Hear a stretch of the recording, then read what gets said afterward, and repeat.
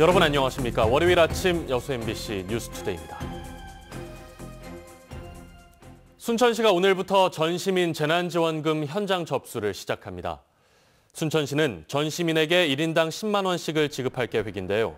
온라인 신청에 이어 오늘부터 현장 접수를 실시합니다. 순천시는 지금까지 순천 시민의 51%가 신청했으며 설 연휴 이전에 100% 지급하는 것을 목표로 재난지원금 지급에 나서고 있습니다. 섬 지역 주민들은 택배를 이용할 때 선박요금 등으로 추가 배송비를 내고 있습니다. 그런데 이미 다리와 제방이 연결돼 이름만 섬일 뿐 사실상 육지가 된 곳까지 추가 배송비가 그대로 적용돼 주민들의 불만을 사고 있습니다. 김한수 기자의 보도입니다.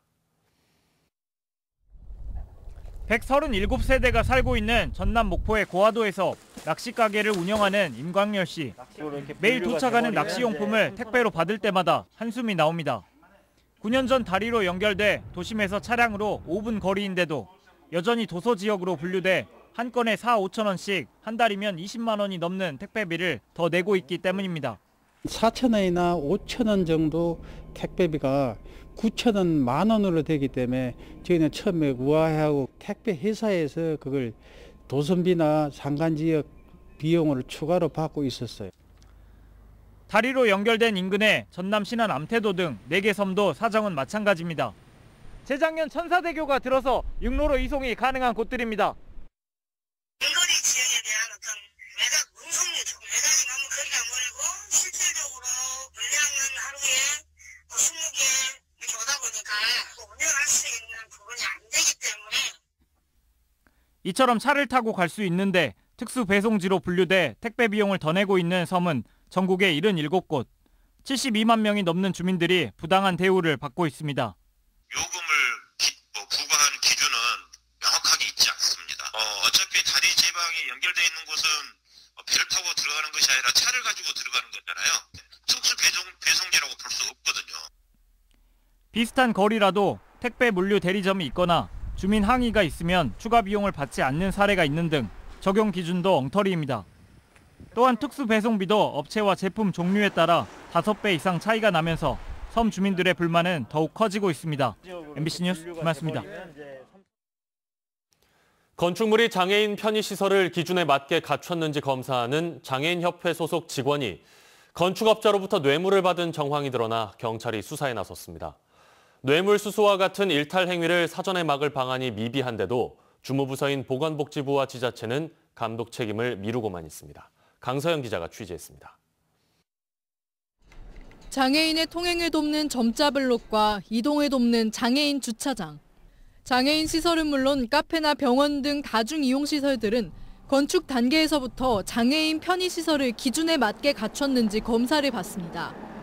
그런데 최근 적합성을 검사하는 여수지체장애인협회 소속 기술요원 A씨가 건축업자들로부터 금품을 받았다는 진정서가 접수돼 경찰이 수사에 나섰습니다. MBC가 입수한 전남지체장애인협회의 자료입니다. A씨가 여수 지역 5곳의 업체로부터 최소 30만 원에서 많게는 700만 원까지 금품을 받았다고 나와 있습니다. 저희가 확인한 것은 한 건인데 받고 보통은 돌려줬다 그러면 즉시 돌려줘야 되잖아요. 네. 그러지 않고 제가 수입이 좀 걸렸더라고요. 본인도 별 내지 않고 사익서를 제출하고. 공사 관계자들은 건축업자가 기술요원에게 위반 사항을 눈감아달라며 금품을 제공하거나 반대로 기술요원이 준공이 급한 건축업자의 사정을 이용해 무리한 지시를 하며 금품을 유도하는 경우가 있다고 말합니다. 얇은 이 판만 부착을 할 수 있도록 돼 있거든요. 그랬더니 자기들은 인정 못 하겠다. 말도 안 된다. 여기 규정에 이렇게 돼 있는데 이런 게 부지기수다. 그런 경우에 그냥 돈 몇 푼 지어주고 그렇게 하면 넘어간다. 편의시설 적합성 검사가 공정하고 적확하게 이뤄지고 있는지 의심이 들고 자칫 선량한 건축업자와 장애인들이 피해를 볼 가능성이 있는 상황. 하지만 주무부서인 보건복지부와 지자체는 각각 현행법과 전문성 부족을 이유로 들며 책임만 떠넘기고 있습니다. 그거를 이제 지자체도 관리 감독을 해야 되는 거죠. 뭔가가 저희가 아닌데 어떻게 검토를 한답니까? 장애인 편의시설 적합성 검사 과정이 일부 건축업자와 장애인협회 직원의 일탈 행위에 쉽게 노출되고 있다는 지적이 제기되고 있습니다. MBC 뉴스 강서영입니다.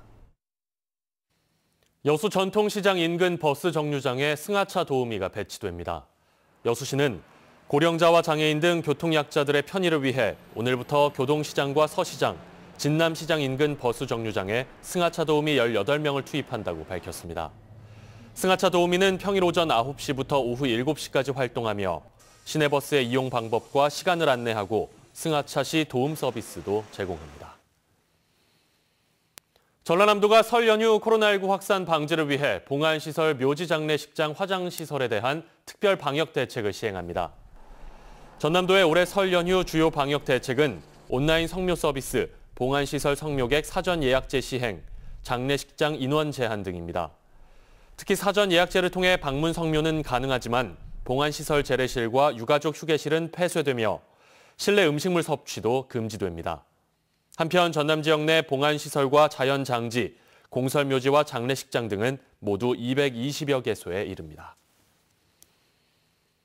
신재생에너지 발전 사업으로 발생한 이익금의 일부를 주민들에게 돌려주는 신재생에너지 이익공유제가 오는 4월 신안군에서 처음 실현됩니다. 신안군은 태양광뿐만 아니라 해상풍력 사업에도 이익공유제를 도입하고 있는데요. 김윤 기자가 취재했습니다. 신안군 안좌면 구대리 일대 79만 제곱미터에 들어선 태양광 발전 사업 단지입니다. 지난해 12월 완공된 96메가와트 규모로 올해 말까지 이 일대는 300메가와트 규모의 발전단지가 조성됩니다. 인근 32개 마을 2,900여 명의 주민들도 협동조합을 구성해 이 사업에 참여했습니다. 신안군 신재생에너지 이익공유조례에 따라 사업비의 4% 이상을 협동조합이 은행권 대출로 충당했습니다. 은행권 대출도 발전 사업자가 신용과 담보, 대출 상환은 물론 파산 때에도 모두 책임을 지도록 해 주민들은 20년 동안 이익만 가져가는 구조로 짜여 있습니다. 안자도 주민들은 96메가와트 기준으로 오는 4월부터 한 사람이 분기에 최고 30만 원, 연간 120만 원의 현금을 가져갈 수 있을 전망입니다. 엄청난 도움이 되죠, 주민들한테. 이게 한 사람 앞에 그렇게 준다는데. 안자도를 시작으로 신안군에서는 올해 모두 4개 섬주민 7,400여 명이 이 같은 혜택을 볼 예정입니다. 이것을 필두로 안자 자라도 지도 사옥도가 올해 안에 돌아가게 되는데 그 전체 우리 신안군 주민의 20%가량. 신안군은 앞으로 조성될 1.8기가와트 태양광 발전 사업과 8.2기가와트 해상풍력 사업에도 이 같은 방식을 도입해 주민 소득을 늘려나갈 방침입니다. MBC 뉴스 김윤입니다. 지난해 전라남도의 면적이 매립과 산단 조성 등에 힘입어 축구장 400여 개 면적인 288만 제곱미터가 증가했습니다. 전라남도는 지난해 말 기준 전남의 면적은 12,348제곱킬로미터로 여수 지방산단 조성과 영산강 주변 매립 등 각종 개발과 신규 등록으로 인해 2019년에 비해 축구장 403개 규모인 288만 제곱미터가 증가했다고 밝혔습니다. 전남도는 특히 임야와 농지는 상대적으로 줄어든 반면 분루자원 개발과 해외 또는 수도권 기업의 투자 유치, SOC 확충 등으로 대지와 공장 용지, 잡종지, 도로 등의 지목은 계속 증가 추세라고 설명했습니다.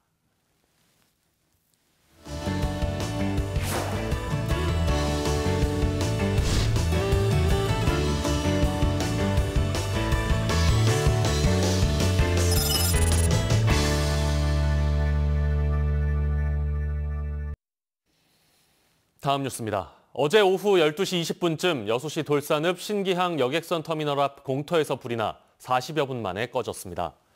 이 불로 인명피해는 없었지만 섬유 강화 플라스틱 소재의 바지선과 부잔교 등이 불에 타면서 다량의 검은 연기가 발생했습니다. 소방과 경찰은 정확한 화재 원인을 조사하고 있습니다. 광양시가 감염병 확산으로 위축된 실물 경기를 활성화하기 위해 예산을 조기 집행합니다. 광양시는 방역 강화와 소비 위축으로 피해를 입은 중소기업과 소상공인들을 위해 상반기 안에 3,600억여 원을 집행할 계획이라며 이를 통해 지역 경제 회복에 도움이 될 것으로 기대하고 있습니다. 이와 함께 지역 현안과 한국판 뉴딜에 활용할 300여 건의 사업에 대해서도 예산 확보에 나설 예정입니다.